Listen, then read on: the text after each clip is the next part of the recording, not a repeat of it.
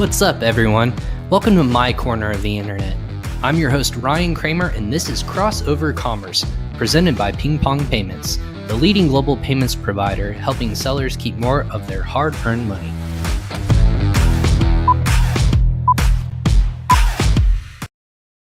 Woo! Welcome, everyone. Episode 29 of Crossover Commerce. You like that excitement, everyone? I'm ready and pumped and ready to talk today. Again, this is Crossover Commerce presented by Ping Pong Payments. I'm your host, Ryan Kramer.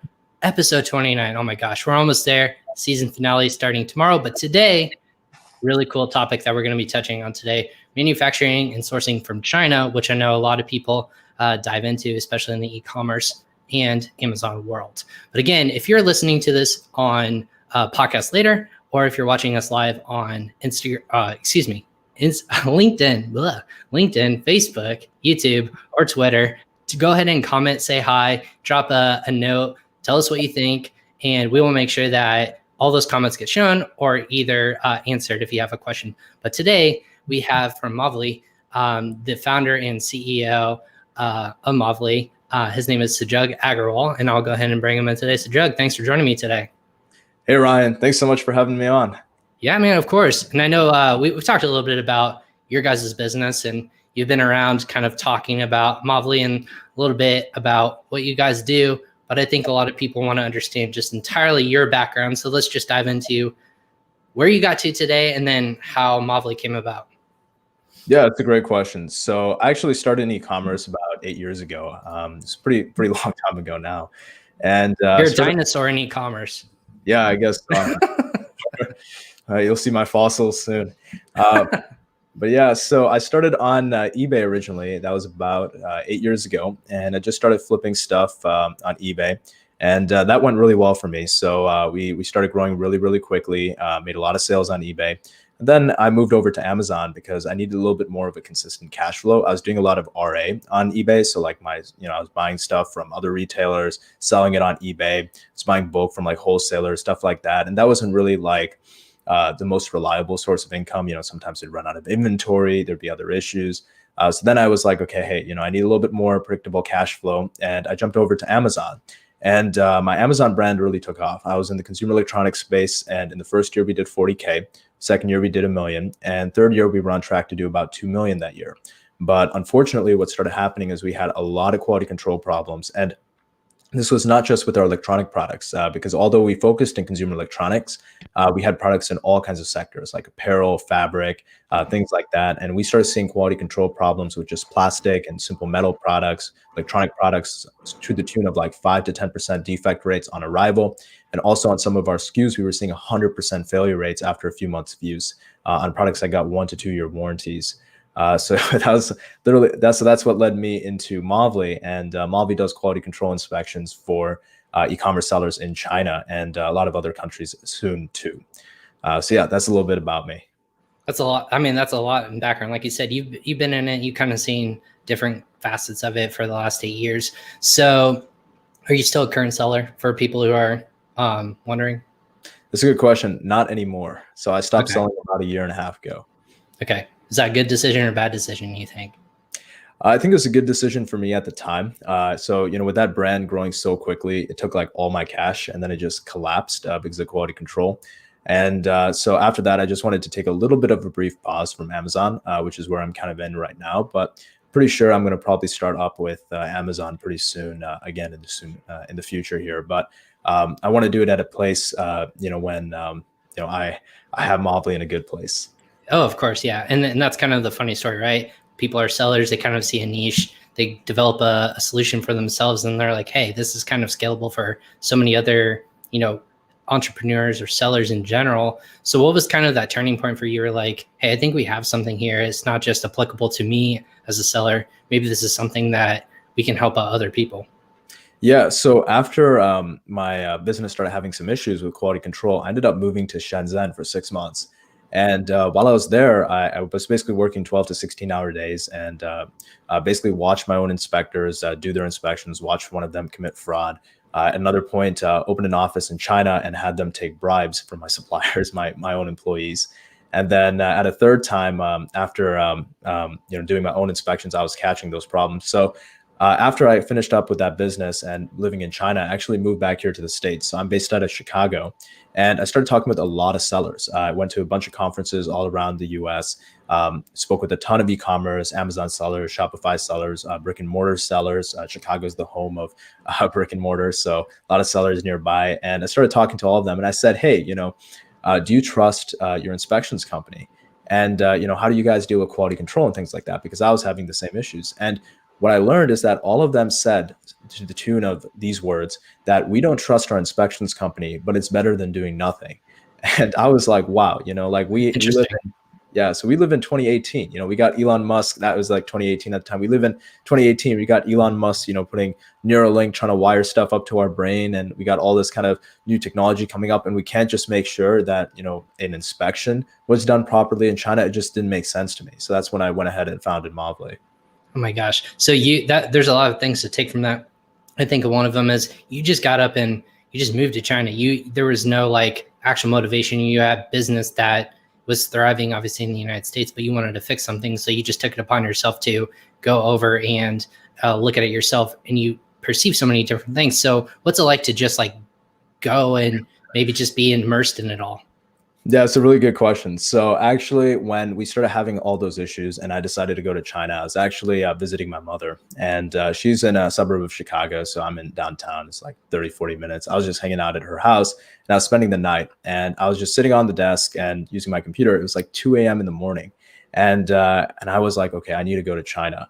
And that's when I bought my flight ticket for that morning. Oh my gosh. Yeah. In 24 hours, you got up and went to China. Yeah, that's pretty much my entire decision process. It was like 3 hours at like 12 to 3 a.m. And it was honestly one of the best decisions I've made in my life. And so in the morning, I was like, hey, Mom, I'm going to China. I'll be back in a few weeks. And, I was going to basically move there, get a little bit of my stuff there, and then just kind of go back and forth. And she started freaking out. So that was probably the first time I went to China. It was like something like that. And so it was interesting. So you go to China, it's like a completely different atmosphere, different people, different language. No one really speaks English. Even in the hotels, like you go to Western hotels, so the hotel staff will not be able to speak English fluently. So like, for example, I asked the hotel staff for scissors one time, and they didn't understand what I was saying. And then they were like, Caesars. And then they were like, oh, you should have just said it. And then they gave me scissors. So but yeah, it's definitely a really interesting experience. And if you're manufacturing at all in China, I highly recommend, just going out to China, spending a few weeks there, and just meeting your manufacturers face to face, watching your own production, and just seeing, how a factory makes products, and your product specifically. It's super, super cool. Interesting. So this is the first time that you ever have visited there. There was no prior, hey, I went over there for business or leisure. You just decided to go, correct? Yeah, pretty much just her business. So how did you choose like what part of China to go to? Was there a decision-making process behind that? Yeah, so all of our suppliers were mostly located in Shenzhen or Dongguan, which was that region region in Guangdong, right above Hong Kong. So that's kind of where I settled up staying, is in Shenzhen. Dongguan was a little bit of a small city, so I booked my hotels for like a few days or like a week at a time. So I would go to like Shenzhen. I'd had a hotel there for a few days. Then I went to Dongguan. I had a hotel there for a few days. And not the biggest fan of Dongguan. It's a much smaller city. So I ended up just mainly staying in Shenzhen. And most of our suppliers were there as well, within driving distance or within the train. There were high-speed rails everywhere. So that was kind of the decision process that I went through moving to Shenzhen specifically. Just most of my suppliers were there. That's super fascinating, because I've been to Chicago, obviously, where I'm located. Obviously, it's only about a 3-hour drive. So when you compare the city like Chicago, which I think is like 3rd or 4th largest in the United States, to Shenzhen, which again, our company is international. So I'm assuming we have sellers in that region as well. What is kind of the compare and contrast? Like, did you like one thing or another? How would you compare the two cities, just to kind of paint the picture for people?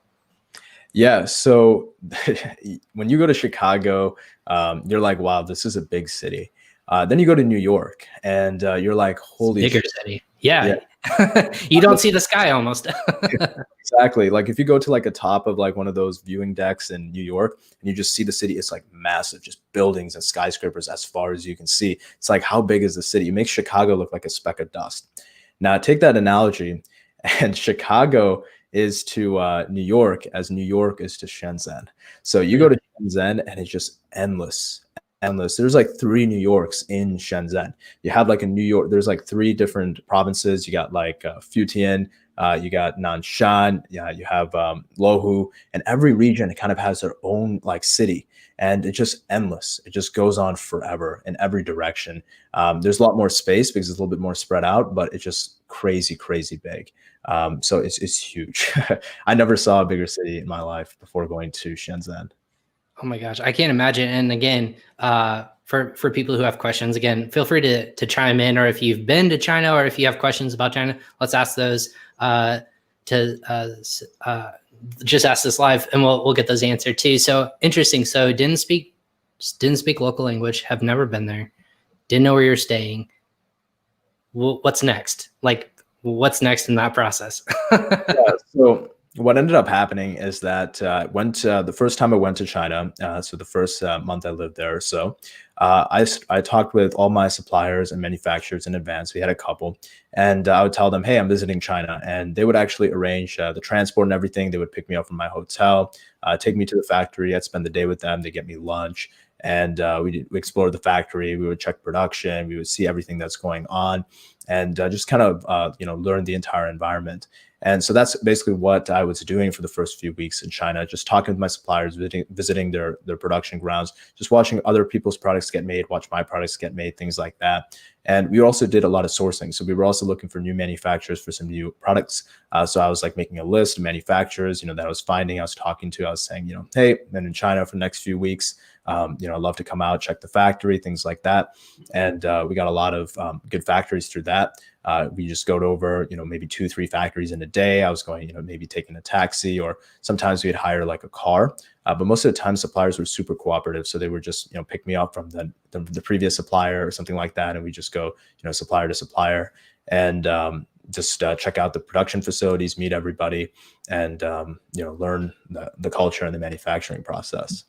Gotcha. So you took major things away from that. I think the 2 that you hit on maybe a little bit earlier, Sajag, was bribery and just the lack of maybe quality on certain factories, not obviously all factories, but certain factories that you were working with, you just saw an actual need and a problem. So what was kind of that process like, being an entrepreneur, working with these people, and you're sending them money? What's kind of that process that you're either approaching them and saying, hey guys, this isn't right, or you witnessed it and you're like, this can't be real life? Like, what was that kind of mentality when you viewed it over there in person? Yeah, it's a great question. So a lot of people think, Chinese factories are responsible for bad quality. And the truth is that really all factories have quality control problems. If you're not verifying, you're not inspecting, things like that. It's American factories, it's Chinese factories, it's Indian factories, it's every factory. And that's because it's like classic game theory. The factory has an incentive to build the cheapest product that you're going to buy for the highest price, because that's where they get their money from. They make their money on the margin. And similarly, you get, you want to get the lowest price product at the highest quality, so you can sell it and you have your brand and you have your reputation. So it's kind of these contradictory forces, and that's what creates quality control problems. And Western companies don't have it as much because there's more contracts, there's more liability, things like that. Whereas like Asian countries like India, China, when you're importing from those countries, there's not as easy liability. And when there is liability, it's usually for very large companies, and we're talking like $1 million transactions. So for the most part, there is not really much liability or like legal mumbo jumbo that you can do when something goes wrong. So that's what ends up happening. And that's the reason you have bad quality, because, factories might take it a couple steps too far. Now, when it comes to fraud and bribery, it's super interesting because a lot of people have this misconception that fraud and bribery is like the zero-sum game. So your supplier gives your inspector or somebody, $50, and that $50 is the reason that your inspection order passes or something else. And what I've learned living in China and from my own employees that took bribes and things like that is that everybody that takes a bribe, they like to justify it some way. There's a human justification. And everybody likes to look at it from, the person taking the bribe, their perspective is they like to think of themselves as honest thieves. Like, hey, there's a moral reason or there's something in their values that made them take this bribe, and they justify it that way.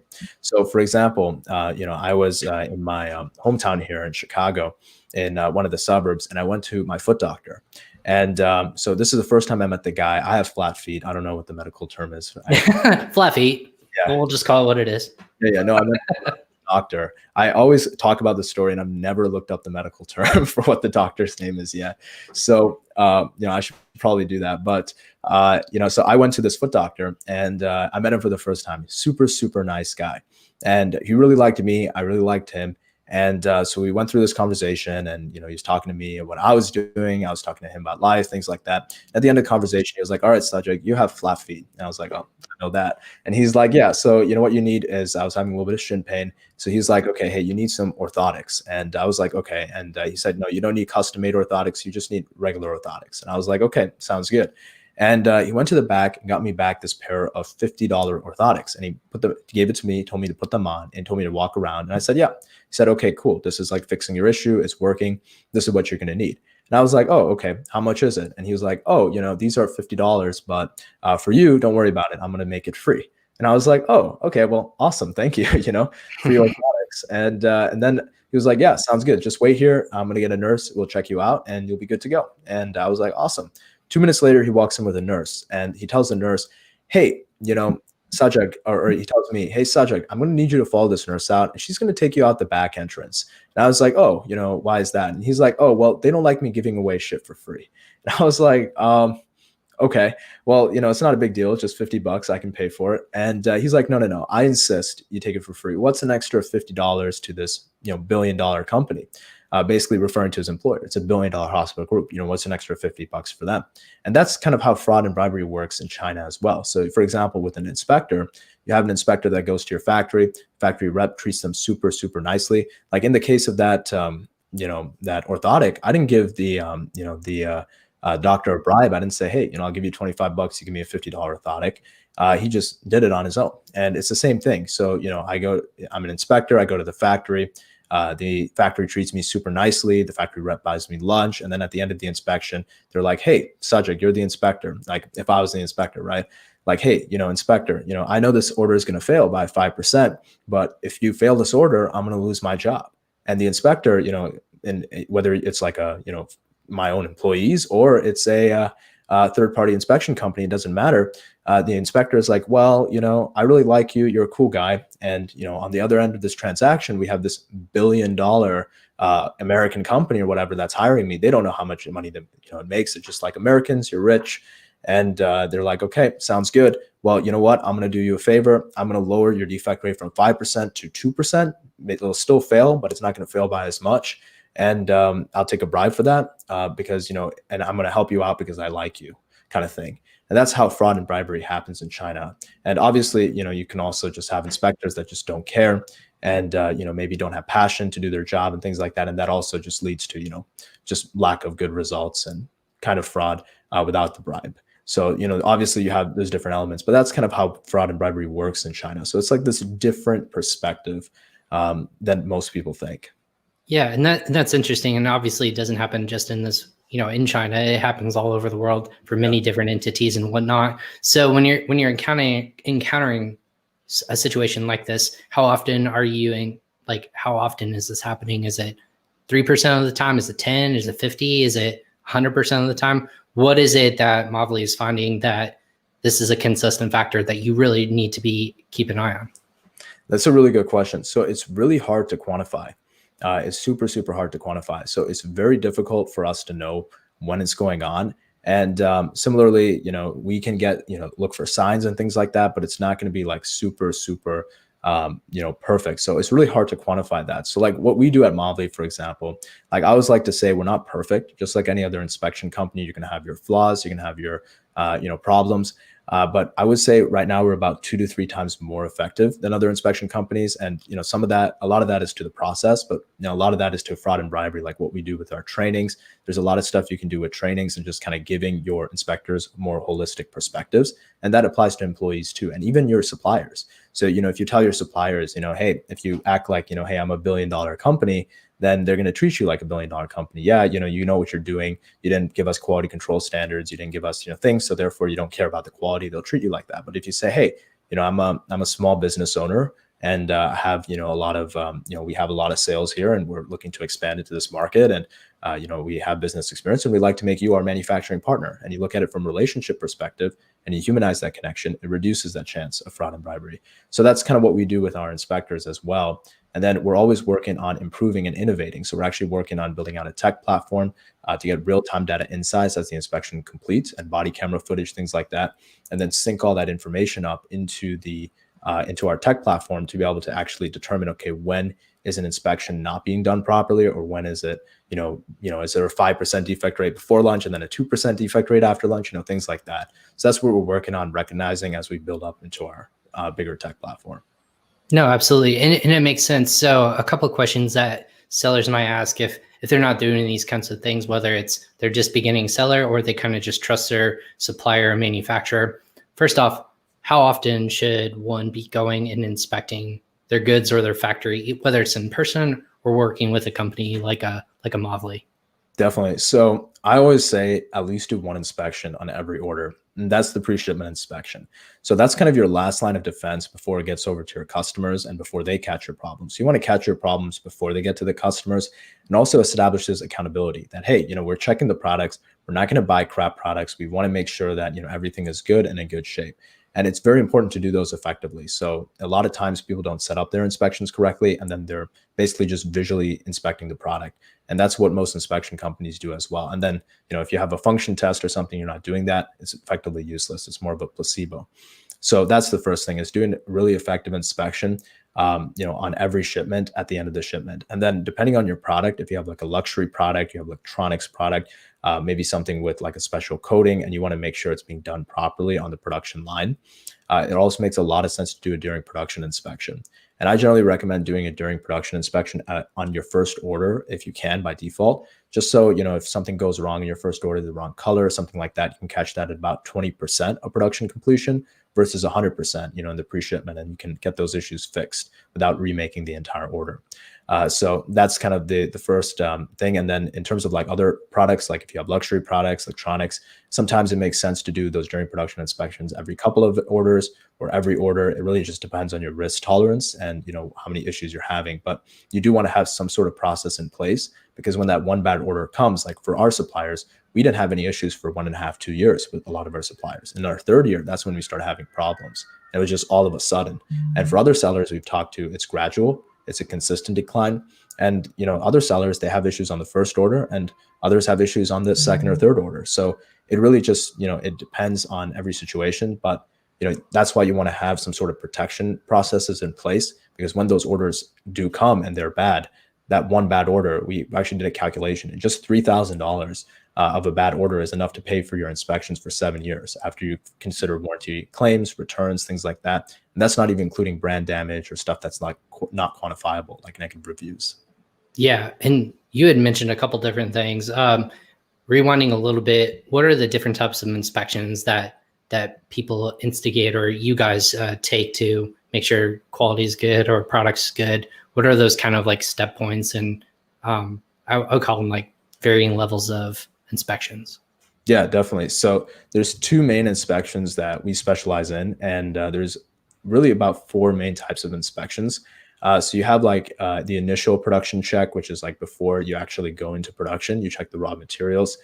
Most people are not going to know the raw materials that go into their products, so that may not be effective for most e-commerce sellers.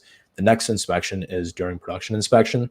That's done between 20 to 80% of production completion. That's one of the ones we specialize in too. And we generally recommend doing that at about 20% of production completion, and only in certain cases, maybe 80%. But generally earlier the better. And then there's the pre-shipment inspection, which is done at 100% of production completion. It can also be done at about 80 to 90% of production completion, but we generally recommend waiting for the entire batch to be done, just so we can make sure, everything is correct and everything gets randomly sampled. And does that need to happen at the factory, or should that happen at like a port or when you receive it? Like when is that perfect timing? That's a really good question. So we have a lot of customers that talk to us and they're saying, hey, can you just do it at the shipping port? And we can do that because we go to the factory. But what most inspection companies do that do it at like a shipping port, those are usually freight forwarding companies. And that's very different from an inspection company. So freight forwarding companies, most of them don't really know how to do inspections. They don't set up the sample sizes properly. They don't make it statistically significant. They don't randomly sample properly. They don't have the right training. And freight forwarding companies, once you've shipped your products from the factory and you've shipped it over to the port, you've lost your leverage. You've already paid your 70% payment. You have no leverage on your supplier anymore. And on top of that, align incentives. Your freight forwarding company makes money when you ship your products, not when you don't ship your products. So they have an incentive to, give you a past inspection or just, not do a super thorough job, because they want you to ship those products. And, if something goes wrong, you're not going to come back and blame them because they're the freight company. So, they kind of have, a little bit of a playground for them. So that's kind of the big issue with doing inspections at ports is you've lost your leverage and, it's too late to kind of fix issues. And it's also very biased. The other problem is also when you're at the factory, you have a lot more resources at your disposal. So if the factory has a quality control lab, they have machines, things like that. Now we can use those machines in the inspection to make sure that the products are truly made properly. So for example, maybe you have like a salt spray machine. This is like when you spray like salt water and it's like high velocity, it's sprayed at stuff. And that's to kind of make sure that, it doesn't like, break off, it doesn't chisel off, things like that. I think that's the name of the machine. It's a few years ago when I saw that.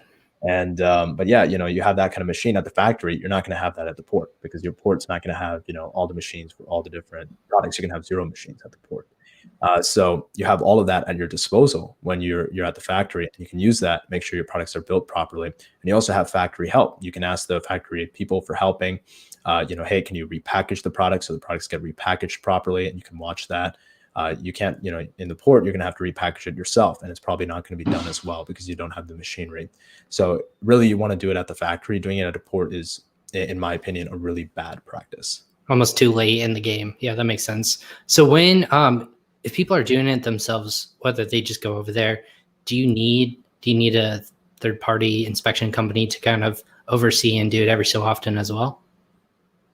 So you mean like in terms of like a third party or an in-house team? Yeah. So if I'm a seller and I'm actually a little bit bigger, if I have a team overseas and our company is actually inspecting a supplier and our supplier and our factories, would a seller in that case still need an entity like a Movley? That's a great question. So it really depends on how detailed and how thorough you want to get with your inspections. So when I had my own in-house team, we had to provide our own trainings for inspectors, things like that. And we were not really doing things to best standards. And at the same time, we didn't really have the processes and the procedures in place to recognize fraud and things like that.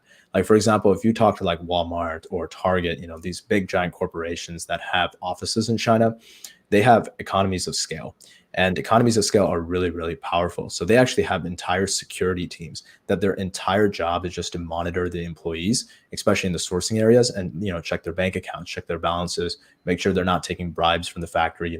Hey, someone is driving $100,000 BMW, and you're making $10K a year. Like, okay, there's a little bit of a mismatch here. So they have an entire job just to recognize that. So when you hire your own team and you can do that. And that I did that. My team started taking bribes from the factory. It just became a huge problem to manage.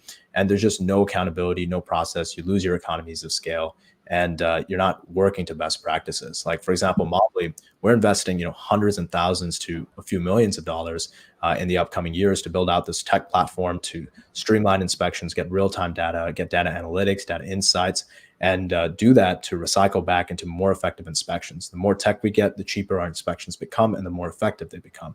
So those kind of resources, it doesn't make sense to build your own inspections platform and do your own inspections. So that's kind of my approach to it. And that's why I ended up founding Movley instead of like just building out, a consultancy that just does, a lot of different things like sourcing and stuff like that, because I wanted to focus in one specific area and be as good as possible there.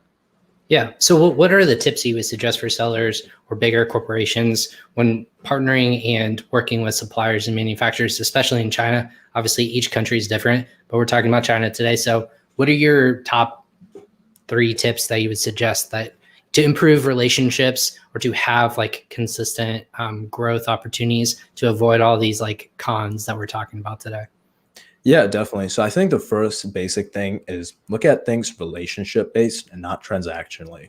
So when you're working with your supplier, you're not giving them money, you're not giving them, raw materials, dollars plus, transaction equals, products. You look at it from the perspective of like, hey, I'm partnering with this company, I'm partnering with the supplier to build my business. So that's the first thing that I always recommend. The second thing that I always say to mitigate your risks of quality control and things like that is to actually talk with your suppliers and do factory audits before you actually start working with them. And that's something that a lot of people don't talk about, but any Fortune company, any major company will be doing factory audits. And a lot of sellers, I understand, especially smaller ones that are starting out, they may not know, you may not have budgets to do factory audits and things like that. And that could be the case. But I always like to say, think about the risk, because when you end up working with the factory, sending a deposit, and then having your order delayed 3 months or come out terrible quality because the factory didn't have a quality control lab, they didn't have proper processes, or it's like an owner just running out of his notebook, one of my factories, when I went to China for the first time, I wasn't doing factory audits entirely on all my factories at that time. I went to the factory and I saw they had no quality control machines and the owner was just running everything out of his notebook. And that was like instant explanation to like all my problems that I was having. And you could catch all those problems before you even get started, save a ton of money on inspections in the future, save a ton of money on problem goods in the future, and just streamline your entire customer experience. So those are kind of my basic tips, I would say. Yeah, no, it makes sense. So when doing inspections, obviously there's a cost associated with it, like you're investing in a company or the company themselves going and doing this. When you do that versus what potentially could happen if you're not inspecting your goods, what's that kind of, a lot of people associate price mitigation, or like what's the result from it, their ROI. What's that difference between someone doing themselves and doing it consistently or working with a third party versus kind of rolling the dice? Hey, I picked a great supplier manufacturer and we're just going to get great products time and time again for 5 straight years. What's that cost comparison? The ROI of inspections is practically infinite, to be honest. Like we talk on the phone with clients all the time. And one of our clients that just joined on, he's actually an affiliate partner of ours now. He lost $35,000 on one bad order just because he didn't do an inspection. One inspection of like $300 would have saved him $35,000. So on that, the ROI was, over 1,000%. And that's on one order. So he would have paid his inspections for decades on just that one order. So, that's just like one example. And there's tons of examples. Like, we did that cost comparison. If you have a $3,000 order that goes wrong, that pays for 10 inspections directly. And in addition to that, when you take into account warranty claims, returns, you've paid for 7 years of your inspections if you do them quarterly, just off a $3,000 order. And I'm sure most sellers are going to be doing much higher than $3,000. I mean, that's like $6,000 a month of revenue. So if you're doing over $6,000 a month in revenue, you've already paid your inspections back for 7 years if something goes wrong. So that's kind of my approach to it. And a lot of people have this misconception also when they're shopping around for inspections that, hey, the labor rate in China is $3 to $5 an hour. That might be the case for factory labor, but it's not the case for inspector labor. So well-trained bilingual inspectors make between $13 to $19 an hour. So on an average day of inspection, you're spending about $100 to $150 just on the inspector's time. Then you're spending more on travel costs to go to the factory, accommodations if necessary, like a train ticket, a taxi, car, whatever it is. Then you have additional costs for fraud and bribery auditing. You have additional costs for training. You have additional costs for administrative costs, and then obviously a margin for the inspection company as well. So when you start adding that all up, it's like almost like, you go see a deal, on a poster or something, and it's too good to be true. So when you see like $120 inspection or $100 inspection, anything really under $300, unless they're giving you a really shitty service, which, they are, then it's almost impossible to do a good inspection under $300. So yeah. So when you're doing that, what are you getting out of? Is it per day, or what's kind of that like that model that you guys based it off of? I'm curious. Yeah, so we base it off an all-inclusive model, which is 302 per day. And that includes the inspector's time. It includes administrative time. So we actually go through your booking forms. We make sure that we ask you questions. If we don't understand anything, we give you recommendations, feedback, suggestions, things like that. And in addition to that, we obviously send a really well-trained inspector for the whole day at the factory. So, we don't really like, some inspection companies like charge hidden fees for transport and things like that. We don't really like to do that unless the factory is like super, super, super, super, super rural, which is like 0.001% of the cases. We just have an all-inclusive flat rate, and that's what it is. So, if your inspection takes a day, 302, and we also bill on the basis of time, and we quote you that in advance. So if you have us do a lot of tests and a lot of checks, we're quoting you based on real time and not just, an arbitrary number that we come up with. Interesting. Would somebody who's looking to do new product or get a new, like for sample reasons before you place your order, would inspection ever make sense to do it in that case? You mean for like pre-production samples? Right. Yeah. So if I'm just like ordering samples from manufacturers, would I ever need to do an inspection prior to that? Yeah, it's a really good question. So I would recommend ordering samples first. Don't do inspections on anything until you've ordered samples, you've been happy with the samples. And that's when you want to, narrow it down to maybe 2 or 3 top suppliers. Start asking them questions about their, suppliers. How big is it? How many employees do you guys have? Give me a little bit of an overview on your business, and then select 1 or 2 like top suppliers from that. And that's when you want to kick off your factory audit. So that's the first inspection that you want to do, which is just on the factory. You want to see what the factory is made of. What are the processes behind the factory? Do they have quality control labs? How much production capacity do they have? Are they a trading company? Do they actually even produce your products? So those are all things that, we want to check. And so that's the factory audit. And then after that, that's when you want to start doing inspections when you have like an actual production batch.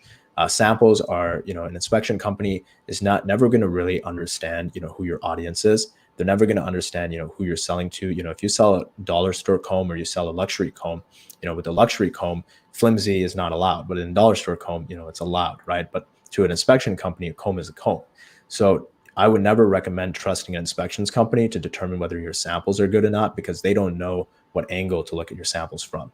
So that's also always something you want to do yourself and compare it to your competitors' products, compare it to what you're trying to build, and do your own tests, do your own checks, and make sure your sample is in great shape. And then use your insights from testing your own samples, looking at your samples, your competitors' products, things like that, and leverage that to do a really effective inspection with an inspection company. Yeah, that makes sense. So what's kind of that? So that's China as a manufacturing and being a supplier today. How does that change for you guys as maybe like a lot of other sellers have gone through this year? I think it's a really interesting stress test year for a lot of different logistics companies and just parts of the process down the e-commerce and Amazon like chain of command. For you guys, what was that like very difficult part of this year? And then how did you turn it around into making it something where you guys can grow on? Yeah, one of the biggest things that was super difficult this year was COVID, right? So when COVID happened, and a few months back, in the first few months of COVID, Jan to like March, all the factories, everything shut down. It was crazy. So we actually repositioned ourselves, Movley, and we were doing like a lot of inspections for PPE and masks. That's what we started focusing on in the first few months. So we kind of repositioned a little bit, and that was actually super interesting because we were going to factories. Like at one point, we inspected 20,000 KN95 masks, and these were Class 2 masks that were FDA cleared, for medical infectious disease control, and 7% of them had holes. So that was like an inspection we did earlier this year. But in a general sense, where we've seen manufacturing with China go is with the trade war and a lot of other things. The exodus of manufacturing from China has already been going on for years, and it's still going to go on, and it's going to get on a little bit faster. So we've seen a lot of mid-sized and larger companies start exploring India, Vietnam, even South America, Mexico for like manufacturing regions. And my hunch is that we're going to see a lot of smaller companies, once those manufacturing networks are more developed in those countries, start moving over there as well. So like, for example, this year we've seen our highest number of clients asking us for India inspections. So that's something now that we put in our radar. So over the next few months, now we're actually working on expanding to a couple of other countries, taking our processes, our practices, and doing those same level of effective inspections we do in China now in other countries. So we've been really accelerated our expansion and our development there. So that's how we're positioning ourselves moving forwards. That's awesome. And yeah, in yesterday's show, we had Meghala Bhardwaj of India Sourcing Show, and she was just explaining, kind of this influx of people and sellers that are coming into India, obviously for specific reasons, but they touted obviously natural resources and minerals, spices, or just like wood, things like that, and then obviously handmade products. And she compared it to China, which is great for like processed or like I think she said plastics and like electronics and things like that. So the two were in contrast of each other, very different in terms of where you would go first and foremost. But you think that move to India, obviously it would start to more countries, you should say. It's kind of that kind of move to the future. That's super interesting. So besides India, you said there's other countries like Mexico. Is there any other countries that are on your guys' radar? Yeah, so South America is up and coming. That's something we're looking into more. Mexico's one, Vietnam is another one. Taiwan is another one as well. And then South Korea, if you're doing more electronics, that's also one, but South Korea is pretty expensive. So we're looking at a couple of different regions, and actually the U.S. Is actually one of the regions we're looking at as well, because inspections, surprisingly, you might think even in U.S. companies don't need it, but even U.S. companies do use inspections to check their products. If you ever buy anything on those online TV shows, they always have a third-party inspection company or some inspection company go actually check the products, make sure they exist before actually getting it up to on TV. So a lot of cool things happening there. And so. No, that makes sense. So what's kind of the motivation behind Movley? What's kind of that thing that you get out of bed and you're really excited about in terms of, what you guys do? Yeah, it's a really good question. So the crazy thing with everybody moving out of China, which is inevitable, is that the complexity in the supply chain is going to increase considerably. So China has this advantage where everything is like all in one country. So you have electronics, you have every manufacturing, apparel in, different regions in China. But when it comes to international manufacturing, what ends up happening is that all these other countries are all manufacturing their own specific industries. So India, for example, might be focused on, let's say, electronics and apparel. Vietnam might be focused on something else, handmade goods. So it's really dependent and it changes for every single country. So now, previously you might have been able to source all your products from China, but now moving forwards, you might need to source your products from 5 different countries. So the complexity is really changing and it's increasing considerably. So what Movley is working on doing actually in the long term is we're trying to simplify the entire supply chain for all small businesses and try to build out one large platform that includes everything you need in your supply chain, from inspections to leveraging that data we get from inspections for a better supplier database. That's driven by real-time data insights from quality control, things like that, connecting and integrating your shipping partners, your 3PL, everything, all the way down to Amazon. So that way you never have to worry about your supply chain. You just flip a switch and your supply chain runs itself from factory all the way down to your 3PL warehouse or Amazon.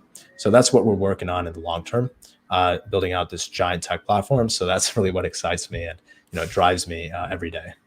That's awesome. So when you're paying, and I know obviously with ping pong, I'll tie this a little bit about what we do on the payment side of things. When you're paying suppliers in China or paying suppliers in India or wherever they're located, what's the biggest issue that you were always seeing as either a seller or even see still today with Movley? That's a really good question. So we see a lot of sellers continue to pay their suppliers in USD. And that's really ineffective. So we always negotiate our contracts in RMB. And the reason for that is that the USD and RMB fluctuates all the time. So when China devalues their currency, you're paying the same amount of money, but your factory is making more money. In reality, China devalues their currency because they want you to save some money, so you don't have to pay tariffs and your cost doesn't go up. So when the Trump tariffs hit by, let's say 15%, and they devalued their currency by 15%, it basically negated the tariffs, and China basically absorbed the costs because they devalued their currency. But if your contract was in USD, you're paying the same amount for your goods, and now you're also paying another 15% tariff. So like one of the things that is really advantageous, and there's a risk to this, obviously, with any Forex, you're going to have ups and you're also going to have downs. So paying your suppliers and negotiating your contracts in RMB and then paying them in RMB that can be really, really effective and, lower your costs. You can take advantage of, currency devaluations and economic markets. And, you're also paying a little bit more to true costs because now your factory is not going to build in currency conversion. They're not going to build in all those costs, and you can absorb those costs and, shop around and maybe work with Ping Pong and say, hey, these guys give me the best rates. No, absolutely. And that's what we always tell people is, hey, negotiation happens in multiple forms, obviously with with currency, but obviously if you say, hey, if I can pay you in that local currency, that savings also, like you guys are saying, one inspection can save you years of inspections. When you actually work with local currency, you can save multiple percentage points just on paying your suppliers in general. So again, cost savings in that facet, as well as making sure that your goods, don't come back and bite you and hurt your brand or hurt you in your pocketbook. Well, I know we were talking a little bit before this about just that timeline of you have a bad batch of product. What was that? Can you walk us through that timeline of like how it affects you and then trying to catch up and build up that brand equity on Amazon or any marketplace again? What's that like time factor? Because that's the number one currency I think you can't get back in the world, obviously. So you mean like time when your product qualities come back problematic? Right. Because I know you mentioned a story about like, hey, your product sucked, that it hit the shelves or it was hitting people's homes. Reviews and ratings just came in negatively. What's that timeline from when they made that, order and then all the way back to you have to fix it and then everything is fixed from there on out? That's a really good question. So a lot of people think, okay, hey, I have one bad order. Maybe it's like 10 grand. If we have a little bit higher defect rate, we'll catch that. It won't be a big deal. And I'll go on and we'll fix it on our next order. But if anybody, is actively selling products, they probably manufacture really often. Maybe you're doing an order every 1 month, every 2 months, every 3 months, something like that. Like, for example, with my business, our lead time for our products were about 3 months for some of our products, and other products were like about a month. And then you have to factor in about a month of shipping and then a month of turn. So at any given point in time, we have about 3 months of inventory, all the way down to 5 months of inventory in stock. So when that first order goes wrong, we're not going to know for 3 to 5 months when that order has problems from the customers if we were not doing inspections. And then once you find those defective orders, now all of a sudden when you find that first order, you have 5 months of inventory that's stacked up with the same problem and even worse potentially. So that's kind of what happens when you're not checking. And then the process from that is really, really strenuous. So for example, for me, when we saw that, our bestseller, is 5 month turn time total, right? 5 months of inventory. When we started seeing those problems, that's why I moved to China right away, because I was like, okay, we have 5 months of inventory stacked up. If we're not going to figure out these problems right now, we are going to get screwed, because if it takes about even a month to fix it, now we've extended our bad inventory time to 6 months. And even on the case of, just a smaller product with a 1 month lead time, 1 month turn time, and 1 month shipping time, you're still at 3 months, which is still a considerable amount. So the turn time is quite a bit. And when you find bad quality products and you want to fix them, you want to place better inspections, you go through, the process of manufacturing, maybe during production inspection, things like that, and you're just starting that from scratch. It could take 1 month or 2 months for you to get enough data on your product and things like that to actually do really effective inspections. And inspections are also criterion related. So you're testing the product, putting them under tests and things like that. When your products break after like 3 months, you can't just look at your products and say, hey, yeah, this is going to break or this is not going to break. You have to actually put it under a test. And a lot of times, those tests initially may not be super effective, and you have to improve your tests with time as you get data from your customers and from your manufacturing, things like that, to do more effective inspections before you ship the products. But in a general sense, it can definitely take a lot of time. And when something like that happens, most of the times, if you're selling on Amazon, you're going to have to re-rank your product. Your reviews are going to drop, from like 4.9. Ours dropped from 4.9 to like 3.8. Then it took like 6 months for it to go back up to 4.3, where our sales were starting to go up again, because it showed up as like 4.5 stars now instead of 4 stars. But yeah, it was troublesome. And then we ended up actually relaunching and re-ranking our products from scratch just to deal with the problems, because a lot of our negative reviews floated up to the surface. Yeah, I think moral of the story is you can fix all this stuff and time is not on your side if if you have issues, especially in the supply chain or manufacturing side. There's other issues to worry about, but clearly that's what we're talking about today. So Sajag, before we're coming up on the top of the hour and we kind of leave people today, again, for everyone who's joining us live, thank you so much again on LinkedIn, Facebook, YouTube, and on Twitter.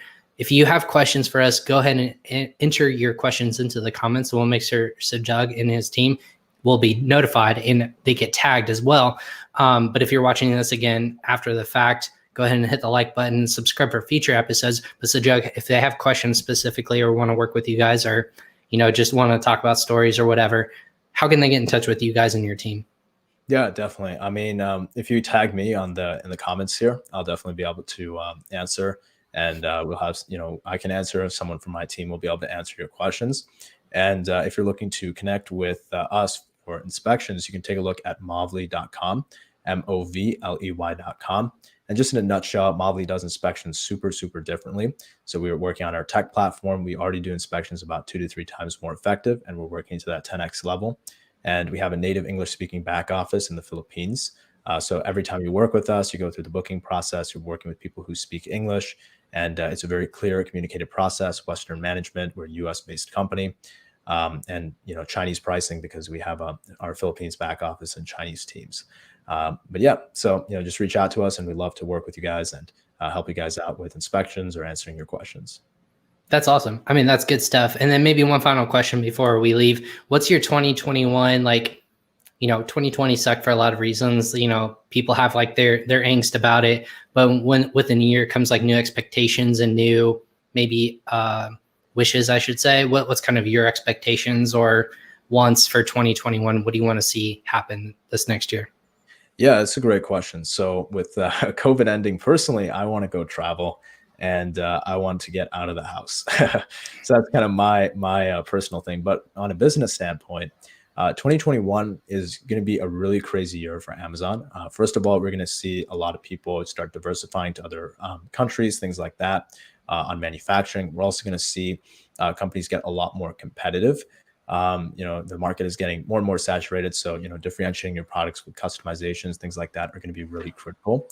And third thing that is going to be really interesting, and I don't know if a lot of economists got this, but when COVID ends, we have, hundreds and millions of people, not even millions, billions of people that are so sick of being locked up.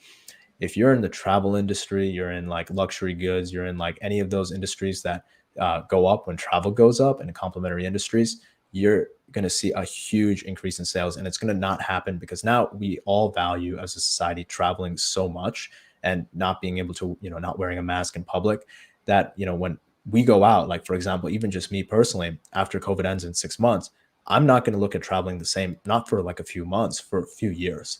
And I'm never going to, put this, I'm going to have a much higher value for the privilege of traveling and the privilege of, being able to go places, go out, go to bars, go to restaurants, things like that. So we're going to see those industries boom. And with all the shutdowns and, bankruptcies and things like that we're seeing from COVID, really the strongest are going to exit. So we're going to see a lot of crazy changes over the next few years. And I always like to say, and I'm sure I've heard this from somewhere, so it's not me saying this, but the biggest opportunity comes from, events like this. And we're going to see a lot of that opportunity in the next 2-3 years. I agree. I think that's why you see a lot of the things when Airbnb went public, I think, this week, and just their stock just tripled or doubled or whatever it did in the first day. Stuff like that is just kind of a forefront. A lot of people want that to happen. Obviously, we want it to be safe and everyone to be, healthy doing that. But I think you're right. A lot of people in this industry miss conferences, miss traveling, going to see their suppliers or going overseas in general. No matter where you are, it's just one of those things that if you take it away for so long, you start to miss it more and more and more. And clearly that makes complete sense. But hey, thank you so much for your hopping on today. I know our audiences around the world are going to appreciate just this insight in terms of manufacturing and distributing. We'd love to have you on again in the future if you see something that, or just want to share something that you see as a trend going on. But we call everyone who finishes the show with me, if they go through it, you're a friend of the show. So now you've officially been deemed a friend of Crossover Commerce. So thank you so much for joining us today. Thanks so much, Ryan, for having me on and considering me a friend. And I really I know. Hey, we do what we can. We're trying to spread the kindness and cheer around here at the end of the year. So making all sorts of friends. So again, for everyone, this is episode 29 of Crossover Commerce. Stay tuned tomorrow for our season finale. We're going to talk about the Japanese marketplace. We're gonna just hit everything and all the questions about that booming marketplace, both on Amazon and off of Amazon. But stay tuned again. Go ahead and download and search for Crossover Commerce on Spotify, Apple Podcasts, wherever you consume those. And you can rewatch these episodes live on YouTube. Go ahead and search for Ping Pong Payments and then find the playlist for Crossover Commerce. For Sajag Agarwal with Movley, I'm Ryan Kramer. Thanks for joining us live, and we'll catch you next time, guys.